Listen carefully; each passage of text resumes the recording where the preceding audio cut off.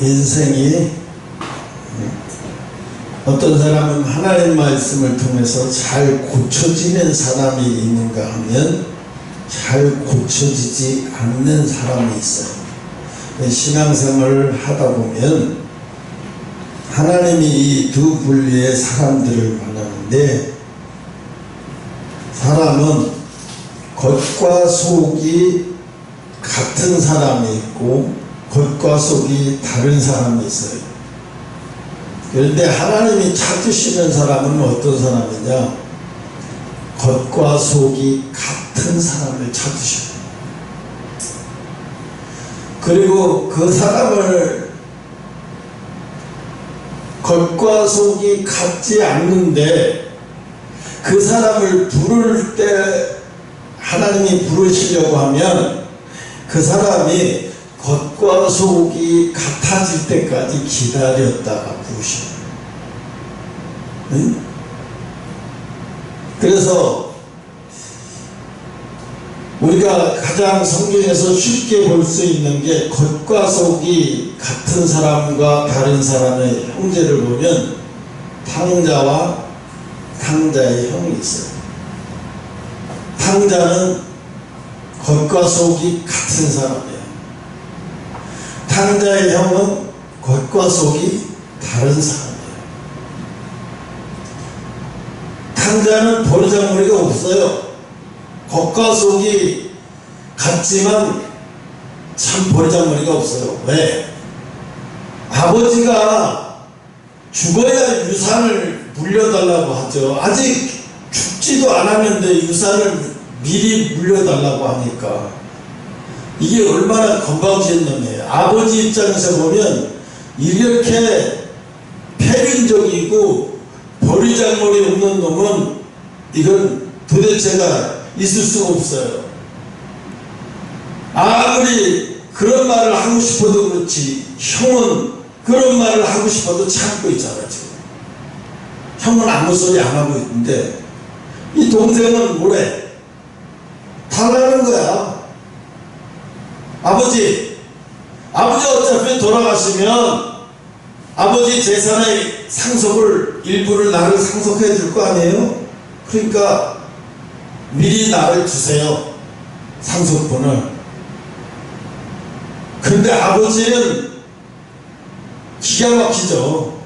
이렇게 싸가지 없고 버르장머리 없고 배은망덕한 놈을 혼을 내야 되는데 혼을 내지 않고 재산을 정리해서 둘째 아들이 원하는 상속분을 챙겨서 그에게 주고 떠나라고 해요.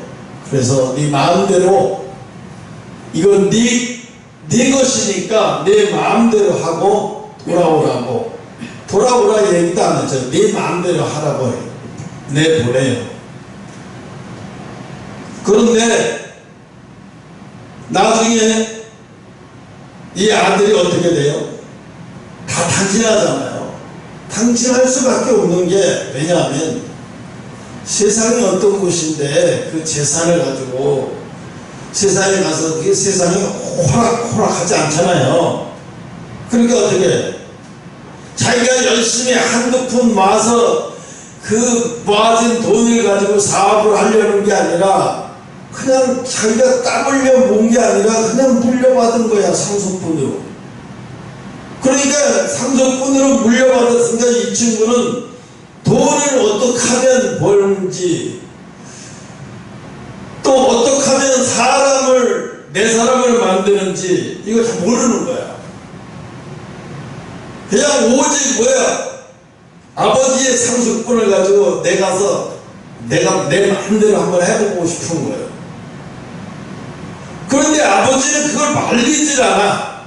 이게 이상해. 말리질 않고 그냥 저놈이 저 돈을 가지고 가서 실패할 거라는 걸 아버지는 다 알고 있으면서도 말리지 않고 그냥 다 줘버려.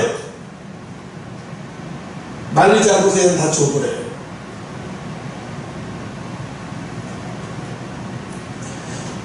왜 그랬을까요? 이 아버지는 다 알고 있어요. 이 아들이 나가서 이 재산을 어떻게 탕진하게 되고 세상에 나가면 세상이 어떤 거라는 것을 너무 아들은 모르니까, 이 세상을 너무 모르니까 아버지는 아들에게 상속분을 주면서도 걱정이 되는 거예요. 뭐가 걱정이 돼? 몸이 상할까. 물질을 잃는 것은 괜찮지만 몸이 망가질까봐 걱정이 되는 거예요. 그러면서 아버지는 그냥 그날로 이놈의 자식이 집을 나가는 순간, 아버지의 재산을 상속받아서 나가는 순간부터 아버지는 그날 밤부터 잠을 못 자. 밤새 대문을 잠그지 말라고 항상 열어놓으라고 지시하고 또 불을 끄지 말라고 지시해. 그래서 새벽이 될 때까지 불을 켜놓고 대문을 열어놓으라고 이야기를 해요. 그런데 형이 볼 때는 이해를 못하는 거예요. 아버지는 아버지가 죽지도 않았는데 죽었다고 생각하고 상속 달라고 해서 나간 놈의 새끼를 그걸 그렇게 아버지는 그 자식 못 잊어서 그렇게 아버지는 문을 열어놓고 불까지 정이 쎄아깝게 불까지 켜놓고 하루 이틀도 아니고 나가는 날서부터 어쩌면 이렇게 나가는 날서부터 그럴 수가 있나. 작은 큰아들은 막 속에서 열이 나고 아버지를 볼 때마다 화가 나고 우락부락 하는 거예요. 그런데 우리가 과정을 보면 이 둘째 아들이 인간이 아닌 거예요. 인간 말종인 거예요. 그죠? 과정을 보면. 그런데 결과를 보면 어때요? 결과는 어떻게 해요? 재산을 다 잃어버리고 오직 아버지 앞에 이제는 세상에서는 자기를 위해서 누가 빵 한 조각도 주는 사람이 없다는 사실을 알게 되고, 이 세상이 어떤 거라는 걸 너무나 잘 알고 뼈저리게 깨닫고 나서 그때 어떤 생각이 드냐면, 이제 아버지 집에 돌아가게 되면 아버지가 날 받아만 주시면 내 아버지 집에 자식이 아니라 아버지 집에 노예처럼 살겠다. 머슴처럼 살겠다. 평생을 아버지를 주인을처럼 모시고 머슴처럼 살겠다는 각오를 가지고 아버지 앞에 돌아와. 그러니까 아버지는 벌써 이미 이 아들이 어떤 마음으로 돌아왔다는 사실을 다 알아버린 거예요. 알아버리니까 아버지는 어떻게? 잔치를 벌여. 왜 잔치를 벌일까요? 단지 아들이 돌아왔다는 이유로 잔치를 벌일까요? 아니에요. 단지 아들이 돌아왔다는 이유로 잔치를 벌이는 게 아니라 아버지 집에 이제 진짜로 내 아들 같은 아버지가 그렇게 또 바라고 원했던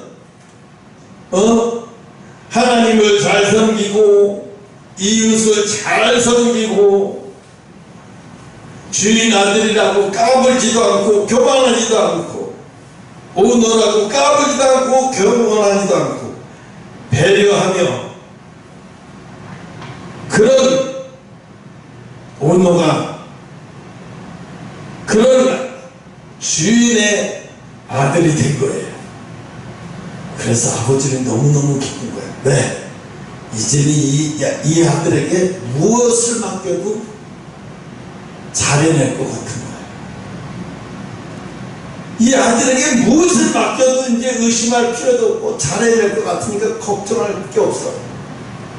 그런데 큰아들은 어떻게 해요? 큰아들은 어떻게 해요? 아버지 앞에서는 일을 하는 척 하면서 한쪽으로는 뭐가 나와?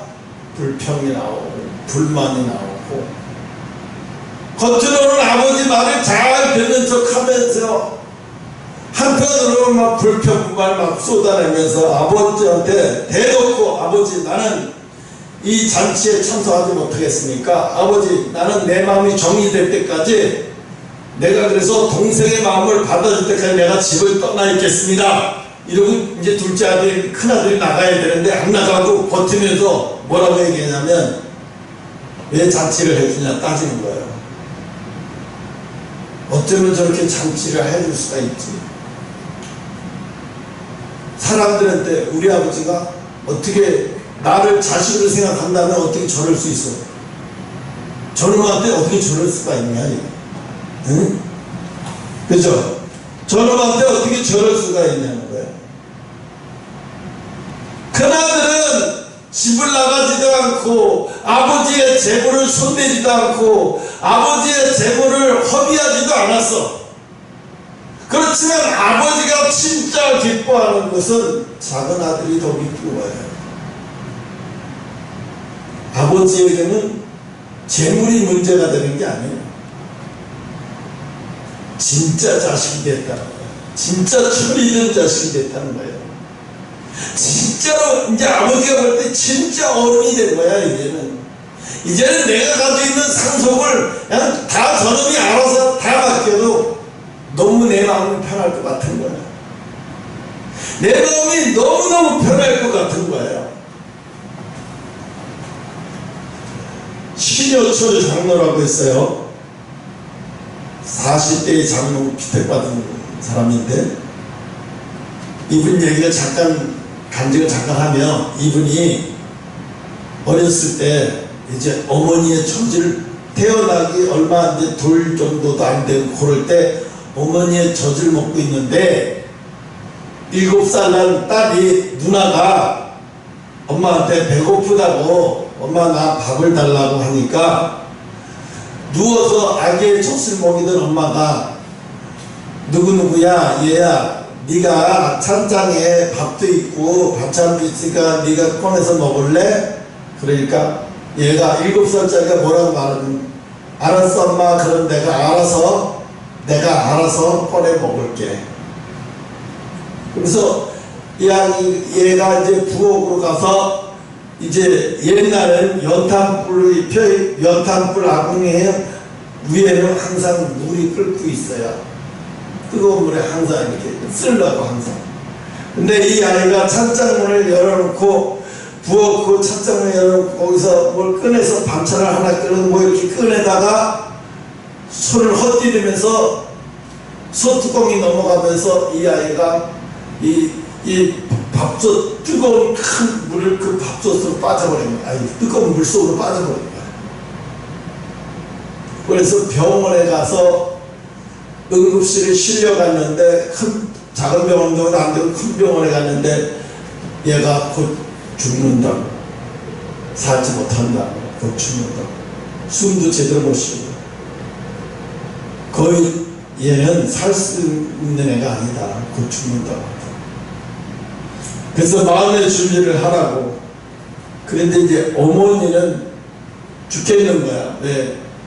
내가 얘를 잠깐만 이렇게 하고 내가 했어야 되는 내가 실수였다 생각하니까 내가 딸을 죽였다고 생각이 되니까 어머니는 미치는 거예요. 잠을 잘 수가 없고 밥도 먹을 수가 없고 숨도 쉴 수가 없어서 막 호흡기로 막 숨을 쉬어야 할 정도예요. 그 정도로 감정이 막 올라가 있는 항상 이렇게. 그런데 그 딸이 마지막으로 죽기 전에 엄마를 자꾸 손으로 이렇게 부르더래 엄마를. 그래서 엄마를 불러서 엄마한테 가니까 그러더래. 내가 엄마 하나님 안 믿으면 벌 받아. 얘가 지금 무슨 소리야? 너 지금 무슨 소리 해? 너 지금 무슨 소리 하는 거니? 그러니까 엄마의 말은 들은 채도 안 해요. 또 하고 겨우 힘들게 엄마 하나님 안 믿으면 벌 받아. 또 한 번 그러더래. 엄마 하나님 안 믿으면 벌 받아. 그러더니 숨이 끊어지더라. 그리고 죽었어요. 그래서 이 아이를 묻고 났는데, 그 당시에 그 집에 예수 믿던 아이는 그 7살 아이 걔밖에 없었던 거예요. 아버지도 예수 믿는 사람 아니고, 엄마도 예수 믿는 사람 아니고, 집안에 예수 믿는 사람 아무도 없던 거예요. 얘만 주일날 주일학교 선생님이 데리러 오면 가서 교회 다니고 하고 있던 거예요. 그런데 이제 얘가 이렇게 해서 죽으니까 이 엄마가 이 폐, 양쪽 폐가 다 없어져서 숨도 못 쉬고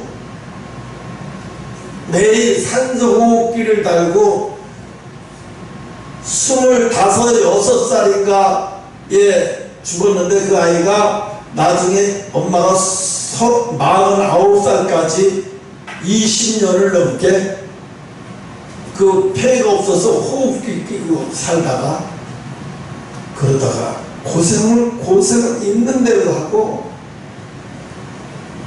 또 집안의 재산이라는 재산은 아주 남아라는 거 없이 다 어른들이 다 탕진해서, 그래서 이 아들이 전 먹던 아들이 나중에 20살이 돼서 엄마의 응급실 돈을 하겠다고 2탕씩을 띄는 거예요. 처음에는 배달일부터 하고, 그 다음에는 밤에 가서는 또 룸사람 같은 데 가서 웨이터 노릇해가면서 한 180만 원을 한 달에 벌어가지고, 그 당시에 180만 원을 벌었는데도 의료비가 충당이 안 되는 거예요. 결국은 엄마가 생을 마감했어요. 엄마도 그렇게 해서 생을 마감했어요. 근데 이 엄마가 그냥 마감한 게 아니라, 그 딸아이 죽고 나서부터 그 딸아이가 교회를 가고 싶어 간 게 아니라, 그 딸아이에게 속죄하는 마음으로 매일 주일마다 병원을 간 거야. 이제 교회를 간 거야.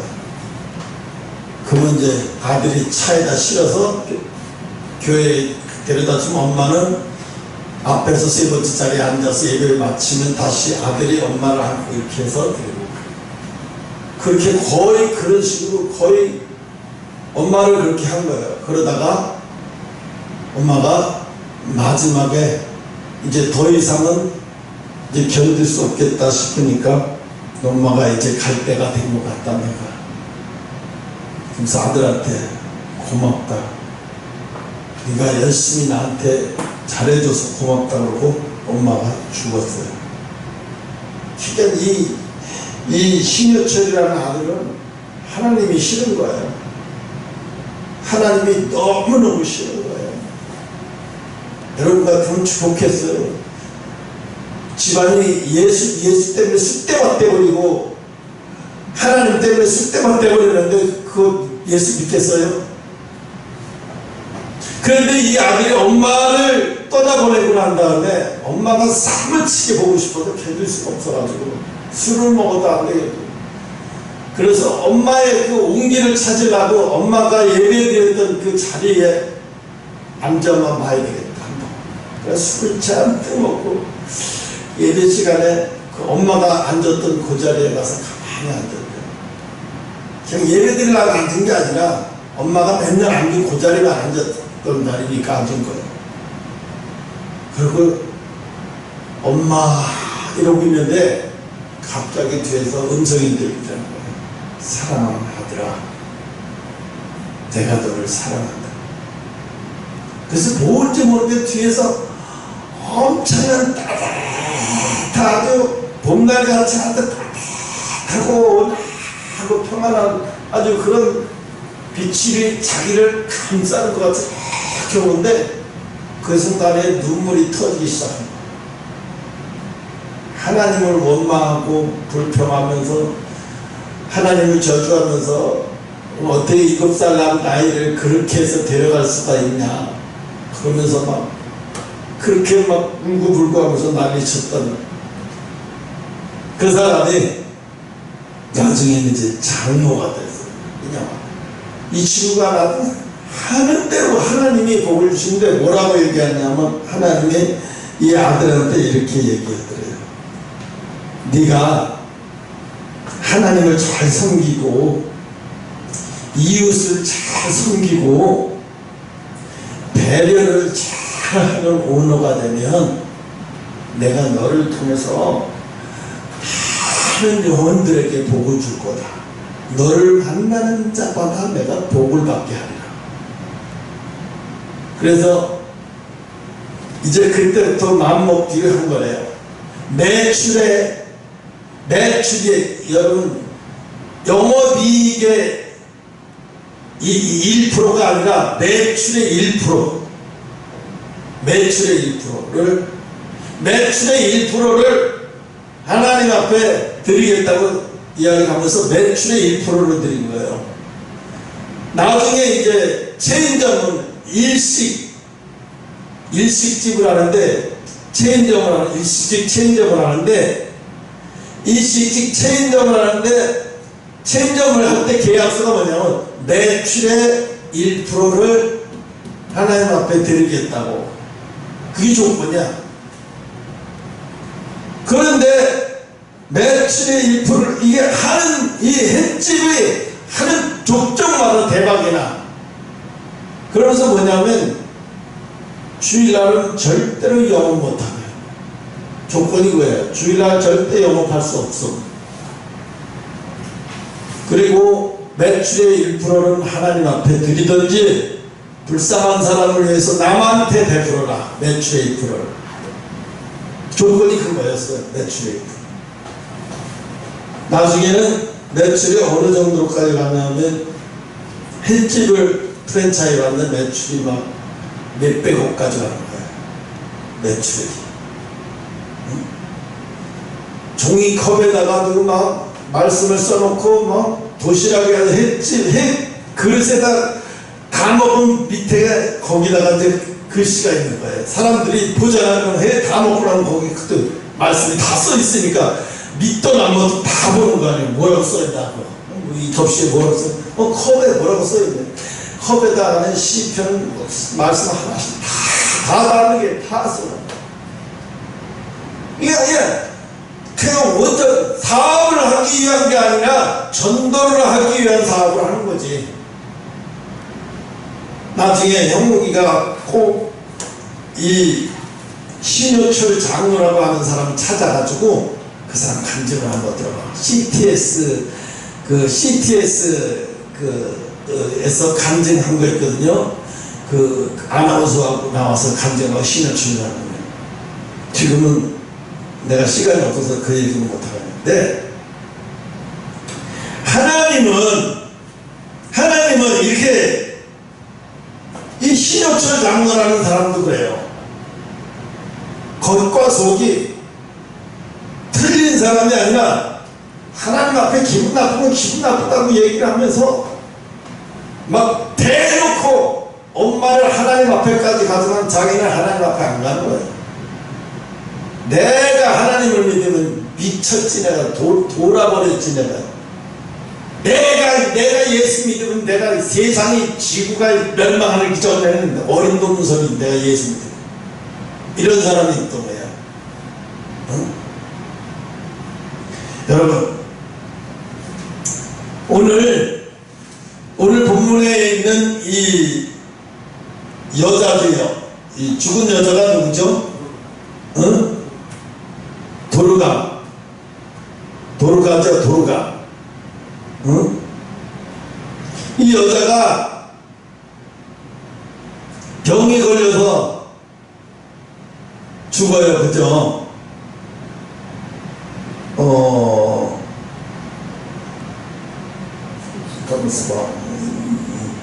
36절 말씀부터 읽었죠, 우리가.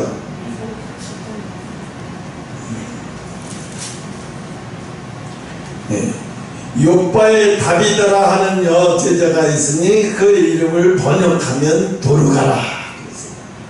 근데 이 도르가라고 하는 여자는 선행과 구제 일을 얼마나 많이 했는지 아주 심히 많이 했다고 해요. 심히. 그리고 아주 겉과 속이, 사람들이 그 사람을 다 알 정도로 겉과 속이 아주 그 사람의 겉이 그 사람의 속이야. 누구나 다 그 사람이 어떤 생각을 하는지, 그 사람이 어떤 마음을 하는지 다 알아. 이 정도는 소문이 자자하고 아주. 근데 왜 갑자기 병도 죽냐고. 하나님의 뜻은 참 이상해요. 아니 그러면 잘 살아야지 왜 갑자기 병 걸려서 죽어요? 몰살병 걸려서. 케냐의 어머니라고 하는 이 두루카나의 어머니라고 하는 임현심이라고 하는 선교사가 있어요. 근데 이분이 이제 목사님 연세에 맞게 나의 나이에 맞게 62세 63세 때 사망하셨어요. 이제 케냐의 두루카나에서 사망하셨는데, 독일에 뭐하러 갔냐면 갑자기 심리학 공부를 하고 싶어서 독일로 간 거예요. 20대 때 독일에 가서 심리학 공부를 10몇 년을 했어요. 원래는 독일은 그래요. 아마 전공하려면 10년 이상 뭘 해요. 박사학위도 뭘 받든 10년 이상 걸려요. 그래서 죽자로 공부해가지고 심리학 박사학위를 받았는데, 갑자기 거기서 그 독일에서 그 선교사들 모임에서 그 독일에 있는 이 교포들끼리 모임에 있는 그 모임에서 아프리카 단기 선교를 간다는 거예요. 그러면서 가자고 해서 따라간 거예요. 단기 선교를. 그 따라가는 게 바로 케냐의 투르카나라고 하는 지방이에요. 이 케냐에서도 투르카나는 아주, 나이지리아에서 투르카나는 아주 사막 같은, 몽골로 따지면 아주 사막 같은 데야. 사람이 살 수가 없는 정도, 뭘 심어도 되지 않을 정도로 아주 그 정도로 척박한 곳이에요. 근데 거기를 가서 옥수수 뭐 이런 거 저런 거 뭐 교포들한테 많이 해가지고 잔뜩 해가지고 갔는데, 거기 가서 20일 있는데 먹을 거만 맨날 똑같아. 먹을 거 옥수수 같은 걸 삶아가지고 푹 쪄가지고 그것을 다른 아무것도 없어. 그 양념 그냥 소금만 짭짤하게 해가지고 그것만 준대. 그걸 하루에 한 번, 두 번, 많이 주면 두 번, 한 번, 두 번 이렇게 주는 거야. 근데 그것도 20일 주니까 없어. 먹을 게 없는 거야. 가만히 보니까 자기가 더 이상 할 게 없더래. 그리고 이 사람들한테 주고 나면 또 먹을 거 또 줘야 되고 한도 끝도 없더라는 거죠. 그런데 나중에는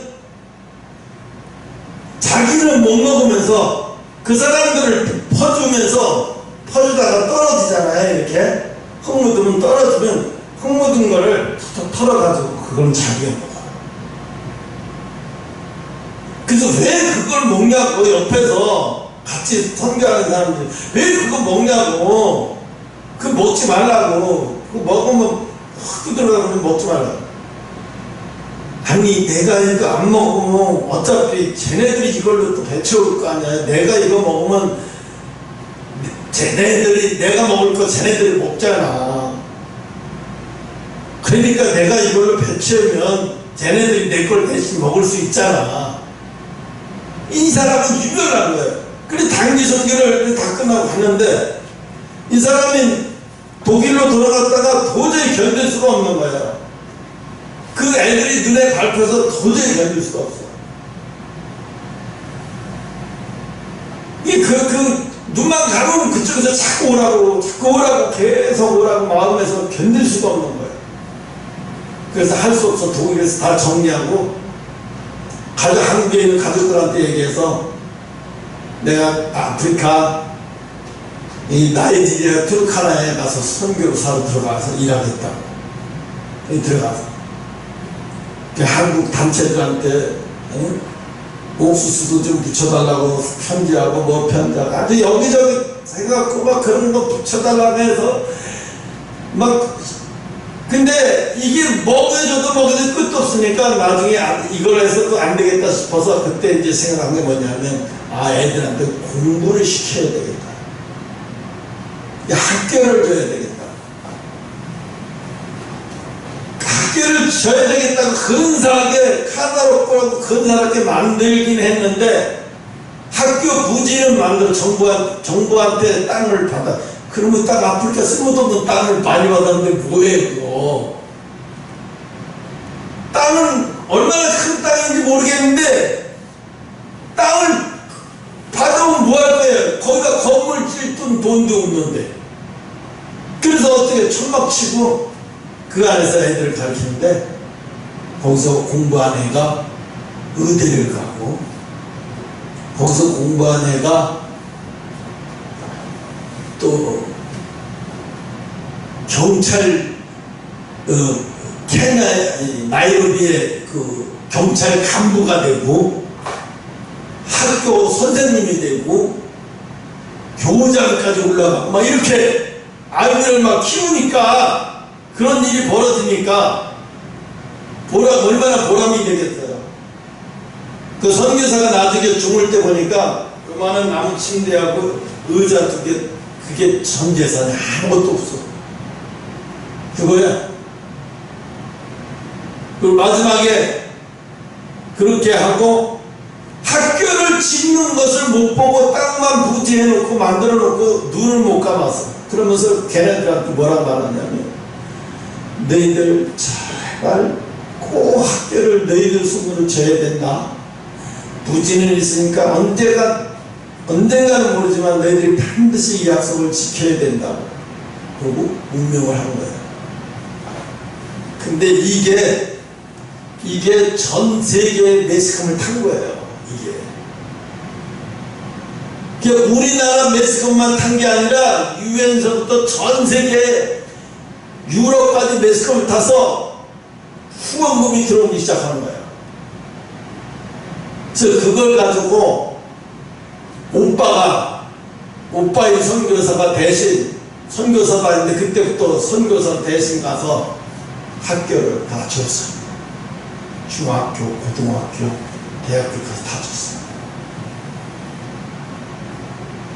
결국은 뭐냐면 자기가 꿈은 자기가 설계는 자기가 했지만 자기가 죽으니까 지어지는 거예요. 건물이. 하나님이 그 사람을 통해서 일하시는.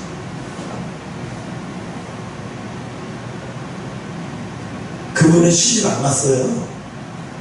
독일 유학해서 신약 공부해가지고 아프리카에서 평생 그 신약 공부를 아무도 써먹지도 않았어. 평생 아프리카에서 고아들의 어머니 노릇한 거예요. 고아들의 어머니 아버지 노릇한 거죠. 평생 그렇게 사는 거예요. 이면심 선교사로 1951년생이에요. 나보다 딱 10살 나아요. 그게 돌아가셨어요. 62세. 시집도 안 가고 연애 한 번도 안 해보고 그렇게 해서 인생을 마감했어요. 하나님이 그 축복한 학교를 보니까 정말로 눈물 나더라고요. 학교를 보는데 눈물이 나더라고요. 그 한국에서 거기에서 아이들이 한국으로 왔어. 왜 왔냐면 엄마가 한국에서 어떻게 자랐는지 엄마의 살던 생활, 엄마의 할머니도 보고 싶고 엄마가 살던 집도 보고 싶고 엄마가 다니던 학교도 보고 싶다고 찾아온 거예요. 두 아이가 의사가 되고 하나는 경찰 간부가 돼서 찾아온 거예요. 한국으로. 양복을 의사가 입고 찾아와서 우는 거예요. 한국말.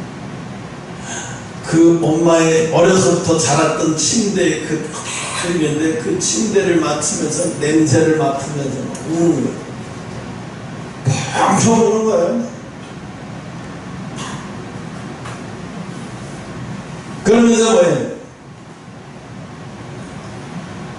여러분, 선교는 뭐 한국인 선교사를 가다가 또 많이 배출해내는 게 아니라 그 아프리카 그 투르카나의 그 아이들이 나중에 교장이 되고 선생님이 되고 좋은 학교에서 있던 사람들이 다 그만두고 거기 와서 선생님이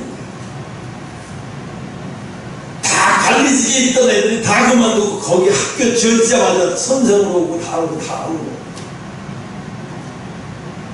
그래서 명문학교가 되어버리는 거예요. 자동적으로 그냥 명문학교가 되어버리는 거예요. 선생을 뽑을 필요도 없었어요. 다 그만두고 와서 선생하고 교장하고 뭐하고 자기들이 다 하겠다.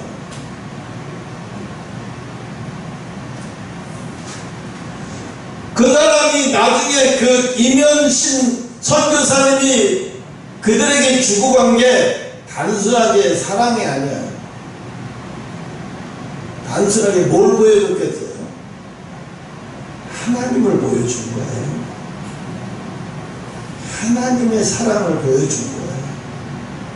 하나님의 사랑.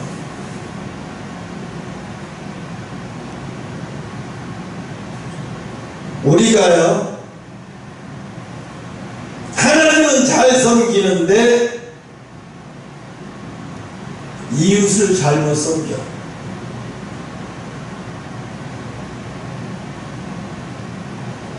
하나님은 잘 섬기는데 배려심이 없고 옹졸한 언어가 되고요.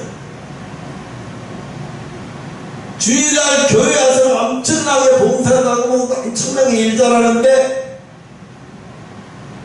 자기 식당에 가서는 종업원들을 얼마나 닥달을 하고 무섭게 굴고 짜게 굴고 10원 하나 가지고 따지고 막 엄청나게 정말로 지랄나게 아주 정말로 그렇게 하는 거야.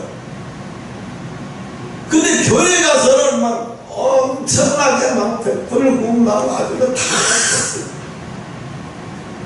진짜 누가 봐도 저분은 식당 하면 망할 것 같아. 어떻게 식당을 하는지 모르겠어. 교회 와서 돈 쓰고 저 교회 와서 섬기는 거 보면 저렇게 잘하는데 식당이 되겠어. 저렇게 퍼주면 저렇게 잘하는. 근데 식당에 와서는요 종업원들한테는 180도 1분에 1초라도 늦으면 벌금 물리고요. 한 번 실수하면요 그 적어놨다가 한 달에 3번 딱 되면요 감봉 조치해버리는 거예요. 얼마나 무섭게 구는지요. 얼마나 인색하게 구는지요. 종업원들이 뭐라고 말하냐. 나는 우리 사장님이 교회 다니는지는 알았지만 교회에서 그렇게 훌륭한 사람이라고 칭찬받는지 몰랐네. 그냥 교회에 다니는 사람이겠지 뭐. 그런가 보다 그러겠지 뭐. 왜? 주일날도 영업을 하고 다른 사람들을 철저하게 일시켰으니까. 응? 그런데 사람들은 뭐 어떻게 생각해? 저런 사람이 복받지 않으면 누가 복을 받아? 이렇게 생각합니다. 근데 하나님은 그걸 내 집에 와서 잘하는 걸 원하시는 게 아니에요. 이웃에 가서 네가 내 자녀라는 걸 잘 보여줘라. 네가 내 자녀라는 것을 보여줘야지. 나를 모르는 사람들한테 가서 네가 내 자녀라는 것을 알게 해줘야지. 내 자녀가 어떤 사람이라는 것을. 그래서 내 자녀를 보고 그걸 뭐래요? 부모들이 보면 보통 뭐라 그러죠? 결혼할 때도 그러죠. 부모들을 보면 그제 사모가 나한테 그래서 내가 교회 행사가 있대서 이 찬양이가 결혼을 하려나 그랬더니 뭐 지금 만나는 새끼하고 무슨 결혼하냐고 하나님도 뭐 알고 뭐 어쩌고저쩌고 막 난리를 쳤어요. 그런데 여러분 사람을 만나는 게 내가 지금 뭔 얘기 하려고 하다가 이거 못 나갔네. 응?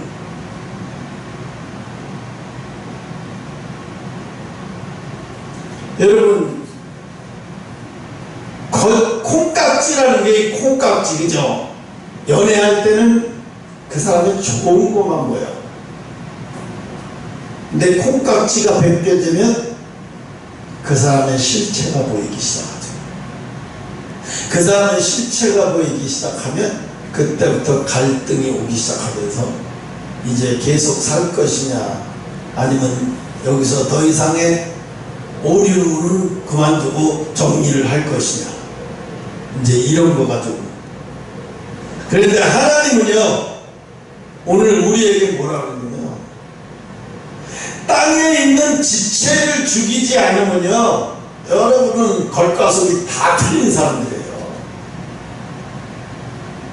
땅에 있는 지체, 육신의 욕구를 죽이지 못하면 여러분 겉과 속이 같은 사람이 아니에요. 다 틀린 사람들이에요.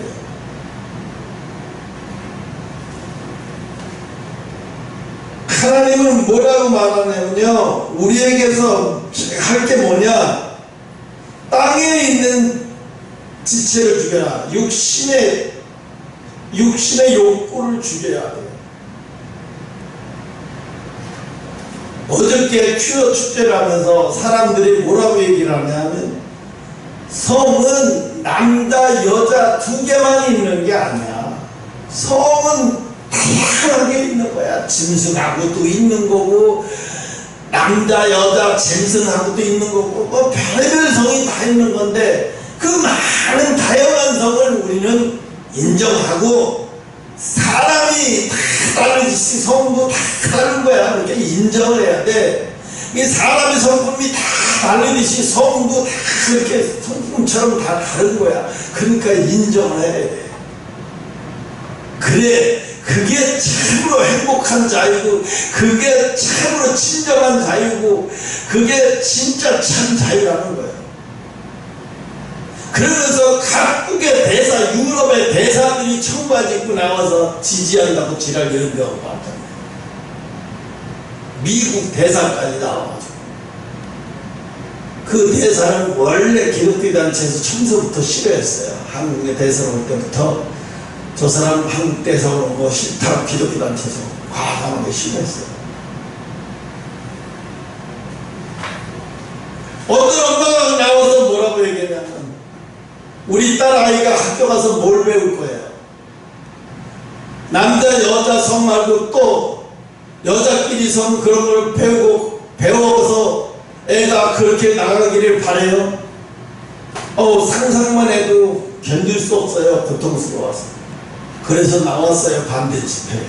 난 교회 안 다녀요.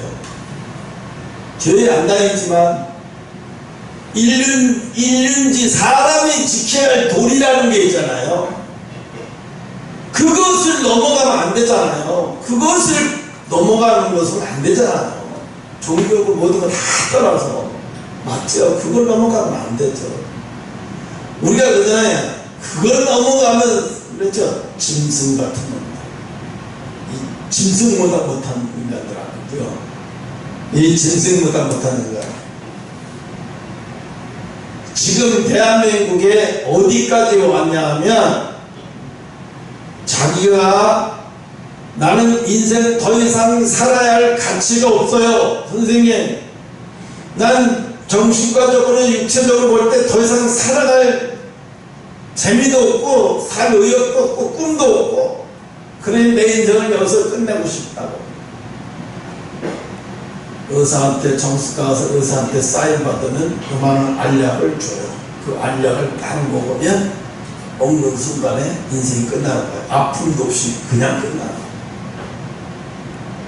그 약이 개발돼서 지금 우리나라에 들어오기까지 코앞까지 와 있어요. 지금 그게 들어와서 코앞까지 와 있어요. 지금 웬만한 손님들은 다 들어가 있어요. 지금. 그래서 아픈 환자들 있잖아요. 불치의 암 환자들 같이 아주 막 심한 암 환자들, 고통스러운 암 환자들한테 원하면, 환자가 원하고 가족이 원하면 준대요. 편안하게 인생을 편안하게 마치게 하라고. 그래서 외국의 많은 나라에서 그런 불치병 걸린 사람들에게는 한해서는 의사가 허락하고 본인이 원하고 가족들이 원하면 그런 존엄, 죽을 수 있는 존엄도 본인한테 가지고 있다. 그래서 본인이 자기의 죽음도 결정할 수 있는 권리가 있다고. 그래서 그걸 인정해 주는 거예요. 그럼 결국 뭐예요? 주인은 죽는 것도 자기야. 자기가 주인인 거예요. 내가 여자가 되고 싶으면 내가 결정해. 이미 내가 이 세상에 남자가 태어났든 말든 내가 다시 결정해. 그건 내가 잘못 태어난 거야. 다시 결정해. 이게 뭐예요? 하나님을, 이 우주를 창조하신 하나님을 모욕하는 행위죠. 한마디로 모욕하는 행위예요.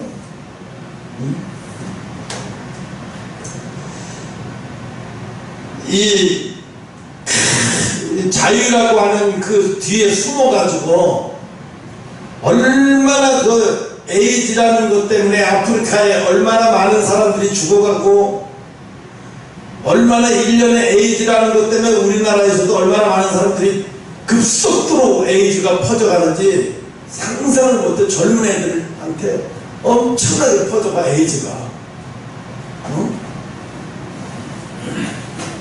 그냥 보건소에서 보고하고 약만 타고 그걸로 끝이야.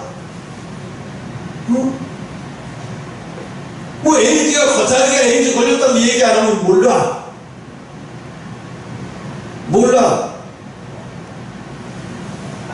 순식간에 퍼지듯이 퍼지는 건 일도 아니에요, 이거.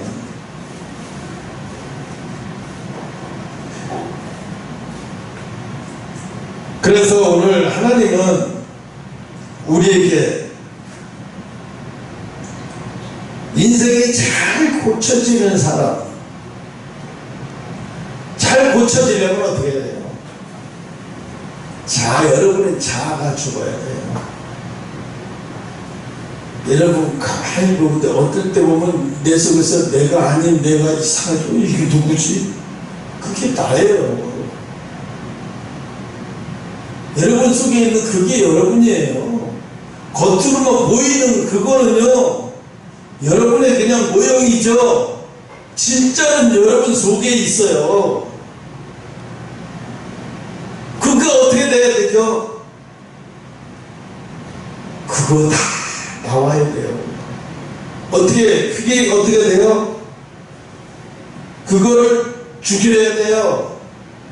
땅의 지체를 죽여야 돼. 땅의 것을. 하나님 앞에 육신의 정력이 먹어서 온 거예요. 하나님 앞에 온 게 아니죠. 사람에게서 온 거예요. 부모에게서 물려받은 거잖아요. DNA까지 다. 요즘에 그게 유행인데, 스펙트럴 장애인가 뭔가 우영인가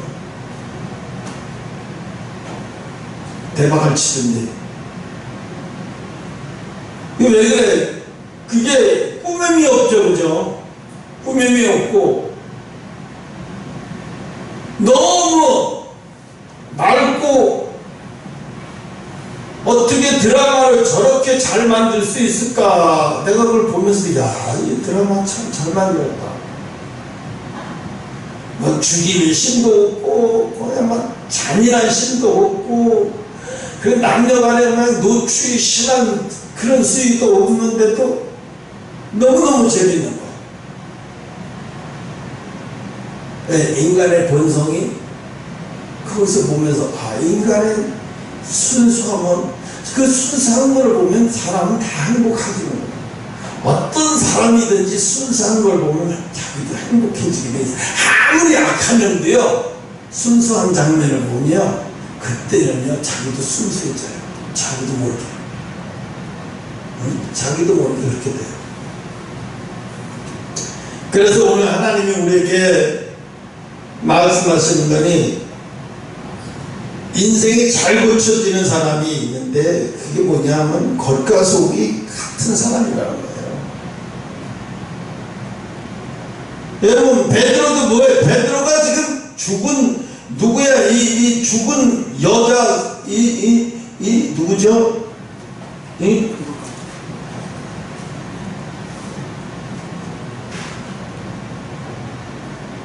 어디 갔어?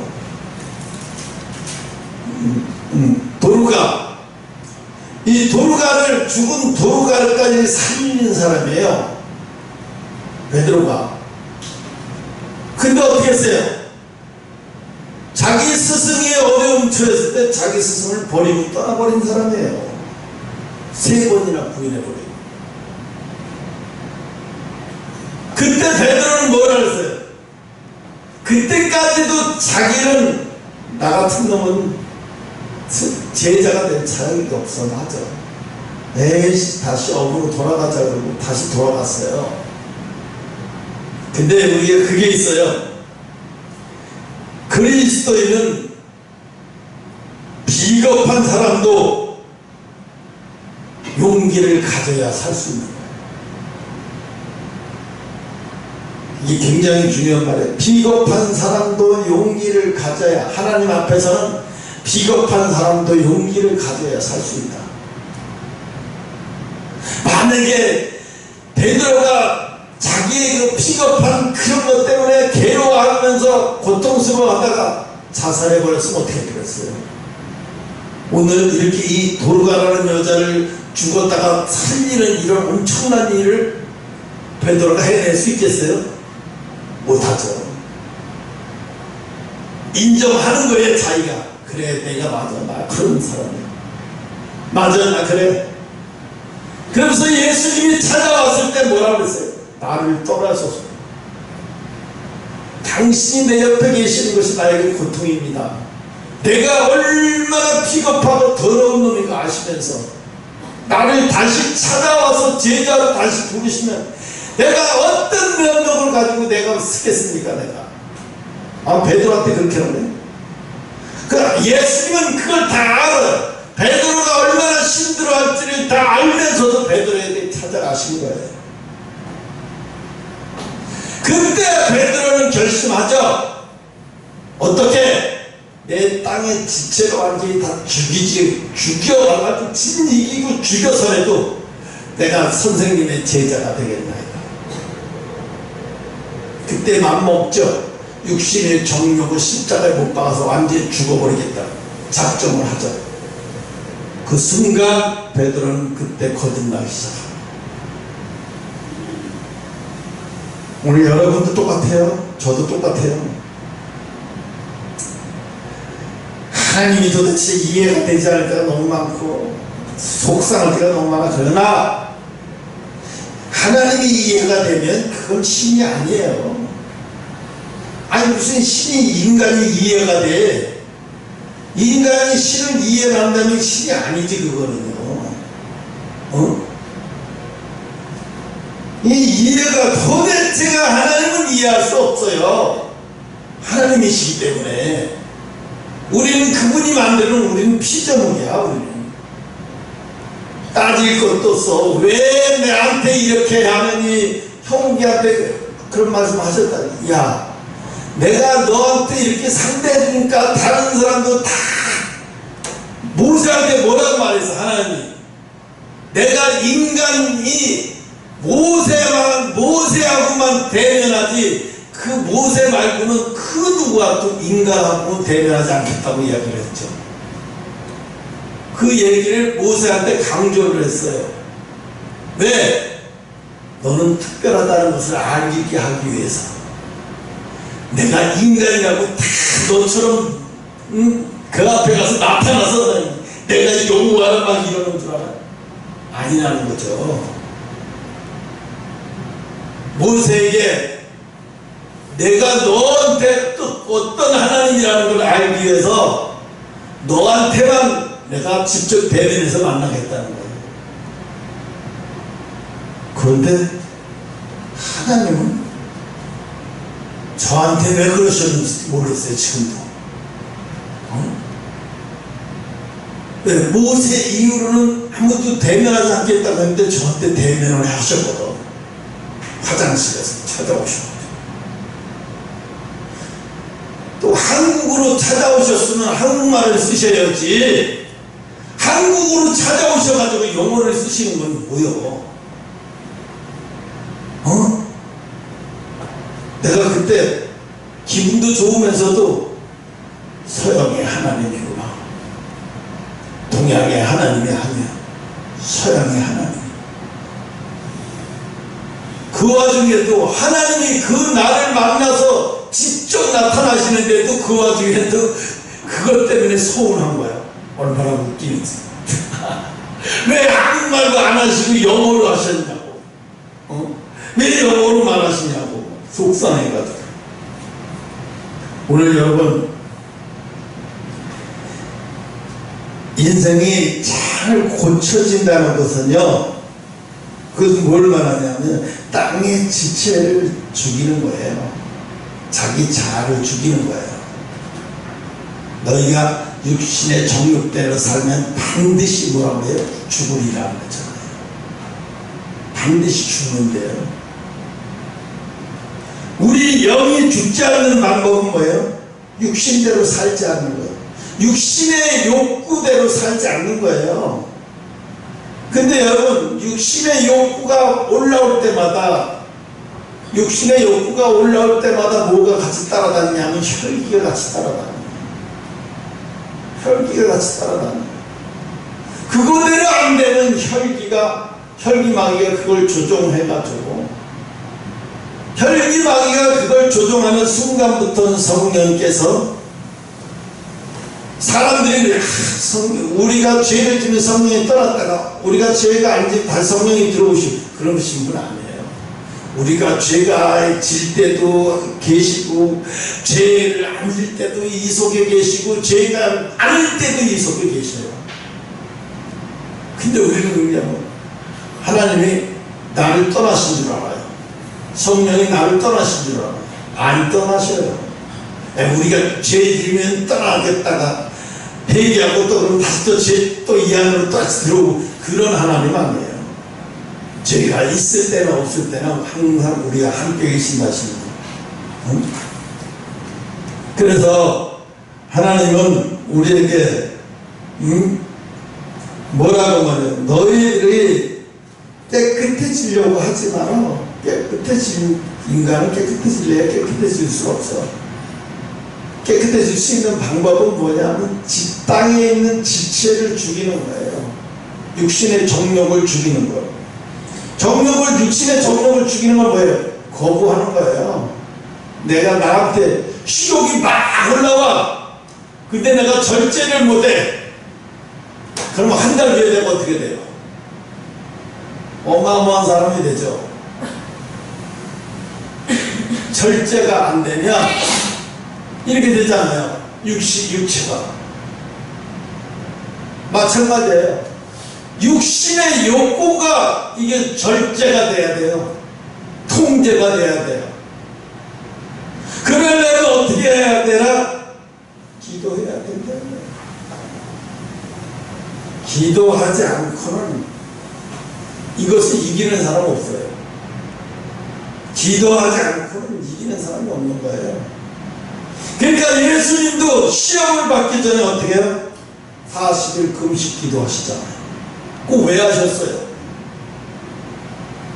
네, 40일을 했다는 것은 죽음과 맞바꾼 거예요. 인간이 40일을 금식을 하는 것은 지금처럼 우리가 물을 먹으면서 40일 금식, 예수님은 그렇게 하신 게 아니에요. 물 자체를 마시지 않으셨어요. 그냥 40일 동안 그냥 안 먹다.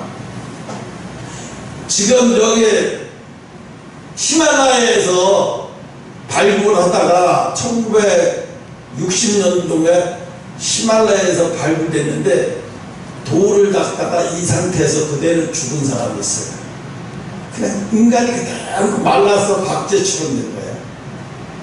그래 보니까 한 1600년 정도 전 사람들이에요. 그러니까 이 상태로 아무것도 먹지 않고 한 4개월, 5개월서부터 수분이 다 빠져나가니까 그대로 말라버린 거예요. 해탈한 거지, 해탈한 거지. 아, 히말라야에 거기 가서 돌 닦으려고 하다가 저렇게 된 사람도 있구나. 그걸 박제를 했고 방금 깜짝 놀랐어. 야, 내가 또 히말라야 또 전도하러 갔다 또 나도 저렇게 되는 거 아니야? 그런 생각을 잠깐 해봤는데 택도 무슨 소리 하고 있잖아요 지금.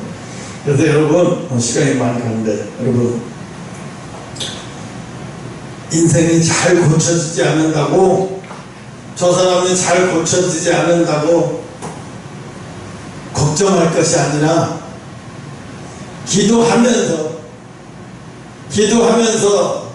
하나님 나를 죽이게 해주세요. 나를 죽이게 해주세요.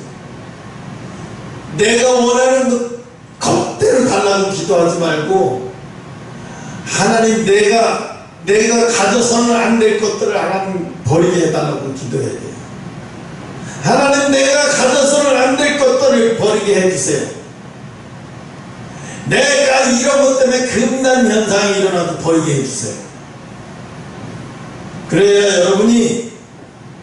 그래야 하나님은 여러분을 쓰실 수 있어요. 그래야 여러분을 하나님이 축복하실 수 있어요. 생각해봐요. 젊은 여자가 독일에 가서 백사기까지 공부했으면 한국에 들어와서 대학 교수에서 편하게 대우받으면서 살 수 있을 텐데 그걸 다 포기하고 아프리카에 들어가서 평생 옥수수만 먹으면서 그 아이들을 키우면서 그렇게 살다가 나중에 취장암으로 인생을 먹지 못해서 병들어서 먹지 못해서 생겨서 그렇게 해서 말라가서 나가 제대로 먹지 못해서 면역력이 떨어지면서 그렇게 해서 죽어갔어요. 그분은 단순하게 선교를 한 게 아니라 육신의 종욕을 이긴 거예요. 대단한 사람. 단순하게 그냥 그게 아니라 그렇게 해야 이게 정말로 이긴 분이죠. 종욕을 이긴 분이죠. 그러니까 부모들은, 엄마도 그렇고 형제들은 공부도 열심히 하고 정말 한국에서 돌아와서 한국에서 교수를 쓰겠다고 막 추천도 오고 막 엄청나게 나왔었는데 자기가 갈 곳은 한국이 아니라는 거야. 내가 거기가 있어야지. 육신의 정욕대로 어떻게 살아? 내가 육신의 정욕대로 살라고 하나님 난 말씀대로 살려야지. 내가 육신의 정욕대로 살 수는 없어요. 그럼 내가 지금까지 10년 동안 백사기 받으면서 공부한 것대로 내가 가서 그것대로 살면서 내가 편하게 살 거냐? 아니면 하나님이 원하시는 곳으로 갈 거냐? 이게 쉬운 결정 아니에요. 지금도 무수한 사람들이 쉬운 길 가고 좁은 길 간다고 하면서 좁은 길은 뭔 좁은 길이에요? 겉으로만 보기에 좁은 길처럼 보이게 해놓고 아무도 없을 때는 허벌나게 넓은 길로 가는 거죠. 다 거짓이에요. 다 거짓. 헛되고 다 드러나게 돼 있어요. 오늘 여기까지 하고 말씀하겠습니다. 기도.